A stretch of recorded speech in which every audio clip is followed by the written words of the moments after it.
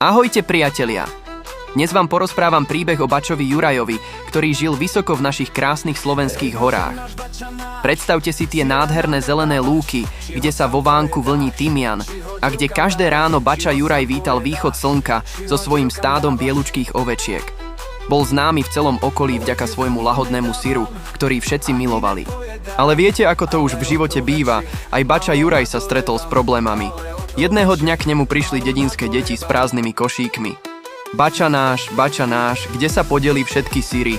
Pýtali sa ho zvedavo.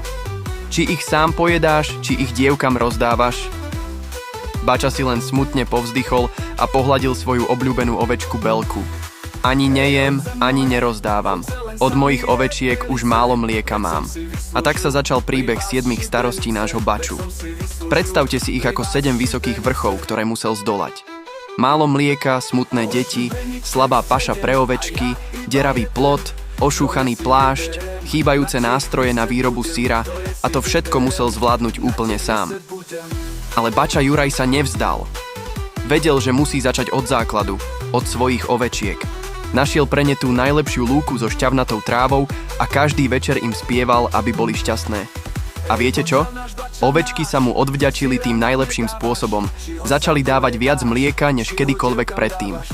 Čoskoro sa už zase po celej dedine šírila vôňa čerstvého syra a deti sa vracali domov s plnými košíkmi. Bača Juraj nám ukázal, že aj tie najväčšie problémy sa dajú vyriešiť, keď začneme od toho najdôležitejšieho a nevzdáme sa. Ak sa vám tento príbeh páčil, nezabudnite dať palec hore a prihlásiť sa na odber nášho kanála, kde nájdete ďalšie krásne slovenské príbehy. Ďakujem, že ste si ma vypočuli a teším sa na vás v ďalšom videu.